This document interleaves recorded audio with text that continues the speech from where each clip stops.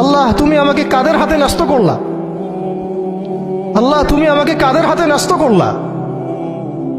ইলা আদুইন বাঈদিন ইয়াতাহাজ্জামুনি, আমাকে ঘর থেকে এত দূরে এনে, সেই মক্কা থেকে কত দূরে, আমাকে ঘর থেকে এত দূরে নিয়ে এসে আল্লাহ তুমি তোমার শত্রুদের হাতে আমাকে ন্যস্ত করলা।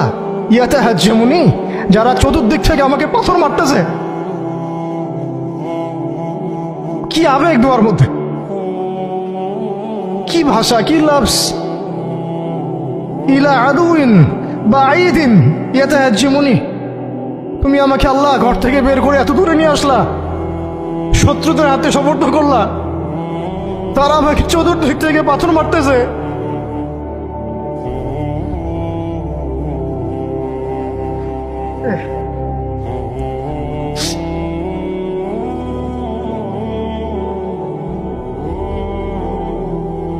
আম্মি লা করিবিন মাল্লাকতাহু আমরি, পরে নবীজি বলছেন আম্মি লা করিব, নাকি আমাকে কাছের মানুষদের হাতে নিয়ে আসছো আল্লাহ? আল্লাহ তুমি কি আমাকে কাছের মানুষদের হাতে উঠাই দিছ? মাল্লাকতাহু আমরি, যারা আমার ভালো মন্দের কাজের মালিক হয়ে গেছে। এইভাবে দোয়া করতে লাগলেন নবী সাল্লাল্লাহু আলাইহি ওয়াসাল্লাম। আল কোরআনে বর্ণিত একমাত্র সাহাবীর নাম হচ্ছে যায়েদ ইবনে হারেসা রাদিয়াল্লাহু আনহু। আমাদের এখানে যে ইয়াং ছেলেরা বসে আছেন সবার জন্য যায়েদ বিন হারেসা রাদিয়াল্লাহু আনহু মহব্বত, ত্যাগ, ভালোবাসা, জীবন উৎসর্গের এবং জীবনের লক্ষ্য খুঁজে পাওয়ার একটা মূর্ত প্রতীক হতে পারে। একটু মনোযোগের সাথে অংশটা শুনেন, এটি শেষ অংশ। একমাত্র সাহাবী আল কোরআনে বর্ণিত যার নাম আল কোরআনে এসেছে তিনি হচ্ছেন যায়েদ বিন হারেসা রাদিয়াল্লাহু আনহু। তার বাবার নাম হারেসা। ঘটনা এমন ছিল যে ছোটবেলায় তার মা তাকে নিয়ে এক জায়গায় যাচ্ছিলেন। তো আগে তো ওই যে ডাকাতি হতো, জলদস্যুর আক্রমণ করতো না, এরকম তাঁবুর মধ্যে আক্রমণ হয়েছে এবং তার মায়ের কাছ থেকে সন্তানকে কেড়ে নিয়ে চলে গেছে। মায়ের জন্য কত কষ্টকর এটা। সন্তানের মহব্বত, এটা তো বাবা মারাই বুঝবে সন্তানের প্রতি মহব্বত কাকে বলে, সন্তানকে ছেড়ে থাকার কষ্ট, এটা যারা বাবা মা হয়েছেন তারাই তো বুঝবে। তো এদিকে বাবা মা পাগল প্রায়, সন্তানকে খুঁজে পাওয়া যাচ্ছে না, আর দস্যুরা তাকে নিয়ে ওকাস বাজারে বিক্রি করে দিয়েছে। কোন বাজারে? ওকাস। এটা ছিল মক্কায় একটা বাজার, ওখানে মেলা হতো, ওকাস, ওখানে বিক্রি করে দিয়েছে। তো ঘটনাক্রমে তখন তার বয়স মাত্র কত হবে, 8 থেকে 10 বছর। ঘটনাক্রমে তাকে খরিদ করেছেন খাদিজা রাদিয়াল্লাহু আনহা। খাদিজা রাদিয়াল্লাহু আনহার আত্মীয়, খাদিজা রাদিয়াল্লাহু আনহার আত্মীয়। তখন কিন্তু নবী সাল্লাল্লাহু আলাইহি ওয়াসাল্লাম নবুয়ত পান নাই, মানে ওহী আসেনি এখনো, বিয়েও হয়নি এখনো। খাদিজা রাদিয়াল্লাহু আনহার সাথে এখনো বিয়ে হয় নাই। তো তার আত্মীয় তাকে কিনে নিয়ে আসছেন, এনে খাদিজা রাদিয়াল্লাহু আনহার খেদমতে দিয়ে দিয়েছে। খাদিজা রাদিয়াল্লাহু আনহার সাথে যখন নবী সাল্লাল্লাহু আলাইহি ওয়াসাল্লাম বিয়ে হলো তখন তো তার বয়স 40, আর আমাদের নবী সাল্লাল্লাহু আলাইহি ওয়াসাল্লামের বয়স 25। এটা বাংলাদেশে হইলে বাংলাদেশের মানুষ মেনে নিত না, তালাক করাই ছাড়তো অনলাইনের মাধ্যমে।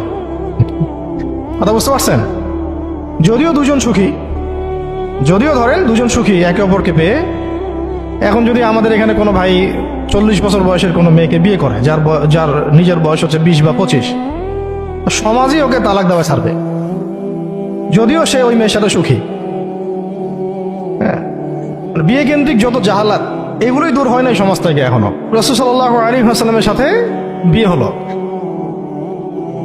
বিয়ে হওয়ার পরে এমন হয় না যে আপনি কাউকে বিয়ে করেছেন এবং আপনার তাকে খুব পছন্দ হয়েছে, দুজন দুজনকে পেয়ে সন্তুষ্ট আর কি, তেমন আপনি চান না তাকে কিছু হাদিয়া দিতে, হাদিয়া তোফা দিতে মন যাবে না? হাদিয়া দিয়ে কি আবার কেউ ফেরত নেয়? হাদিয়া তোফা দিতে তো মন চাবে। খাদিজা রাদিয়াল্লাহু আনহা হাদিয়া দিচ্ছেন নবী সাল্লাল্লাহু আলাইহি ওয়াসাল্লামকে যে হে মুহাম্মদ, আমার খুব প্রিয় একজন দাস আছে, আমার খুব প্রিয় একজন দাস আছে এবং তার চেহারা দেখেই আমি বুঝতে পারি যে সে খুব বুদ্ধিমান এবং সে খুব সৎ। চেহারা দেখলে বোঝা যায় না মানুষের? চেহারা কিন্তু কথা বলে, চেহারাও কথা বলে, তবে দেখার চোখ থাকতে হবে, দেখার মতো চোখ থাকতে হবে। গুনাহের চোখ দিয়ে তো কারো চেহারা পড়ার সুযোগই নাই। যেমন আনাস রাদিয়াল্লাহু আনহু, তার জন্য নবী সাল্লাল্লাহু আলাইহি ওয়াসাল্লাম দোয়া করে দিয়েছিলেন না? তার মা দেখেই চিনে ফেলছেন যে হ্যাঁ উনি শেষ নবী, এই চেহারা কোনো মিথ্যাবাদের চেহারা না। এরকম করে কথা বলা হচ্ছে, ইয়া রাসূলুল্লাহ আমার ছেলের জন্য দোয়া করে দেন। আব্দুল্লাহ বিন সালাম রাদিয়াল্লাহু আনহু ইহুদি ছিলেন, যখন নবীজি মদিনায় গিয়েছেন তার চেহারা দেখেই তিনি বুঝে ফেলছেন যে তিনি শেষ নবী। এই চেহারা কোনো মিথ্যাবাদী চেহারা হতে পারে না। ওই চোখ থাকতে হবে এবং ওই কলব থাকতে হবে পড়ার জন্য। তো খাদিজা রাদিয়াল্লাহু আনহা হাদিয়া দিয়েছেন যে আমার খুব প্রিয় একজন দাস আছে যায়েদ। তো নবী সাল্লাল্লাহু আলাইহি ওয়াসাল্লাম এটাকে গ্রহণ করেছেন। হাদিয়া গ্রহণ করে তিনি দেখেন যায়েদ বিন হারিসা রাদিয়াল্লাহু আনহুর তাকদীরটা কেমন হলো। স্থলদস্যুদের হাত থেকে ওকাস বাজার থেকে চলে আসলো কোথায়? খাদিজা রাদিয়াল্লাহু আনহার বাসা, সেখান থেকে নবী সাল্লাল্লাহু আলাইহি ওয়াসাল্লামের সহবতে। চিন্তা করা যায়? এই তাকদীর তো ইউসুফ আলাইহিস সালামের চেয়েও কম সৌভাগ্যের না। ইউসুফ আলাইহিস সালামের কি হয়েছে? ভাইয়ের ষড়যন্ত্র, সেখান থেকে কূপ থেকে রাজপ্রাসাদ, সেখান থেকে জেল থেকে আবার রাজপ্রাসাদ, তারপরে তো পুরো মিশরের বড় একটা অংশের রাজনৈতিক দায়িত্ব, এবং সেখান থেকেই বনু ইসরাইল পরে আবার মিশরে আসলো। তাই অন্য একদিন আলোচনা করবো ইনশাআল্লাহ। এখানে যায়েদ ইবনে হারিসা রাদিয়াল্লাহু আনহার তাকদীর কেমন?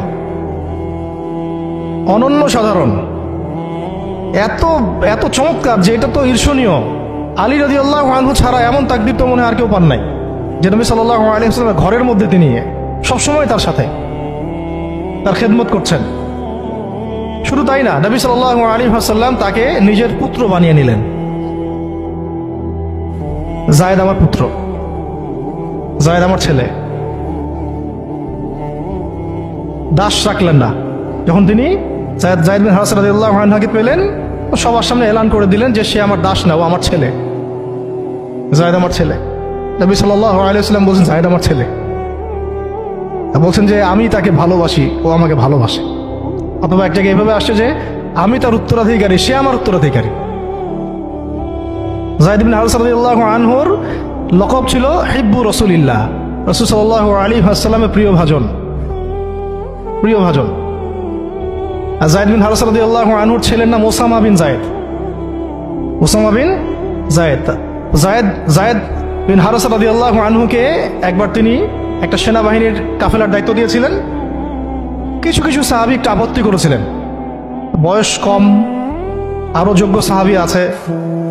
আবার ঠিক ওসামা বিন যায়েদ রাদিয়াল্লাহু আনহুকে যখন নবী সাল্লাল্লাহু আলাইহি ওয়াসাল্লাম শেষে একদম ইন্তেকালের কয়েকদিন আগে জুরফে একটা সেনাবাহিনীর দায়িত্ব দিয়ে পাঠিয়েছিলেন, তখনও কেউ আপত্তি তুলেছিল যে ওসামার বয়স কম, 19 বছর 20 বছর বয়স, আরো বড় বড় যোগ্য সাহাবী আছে।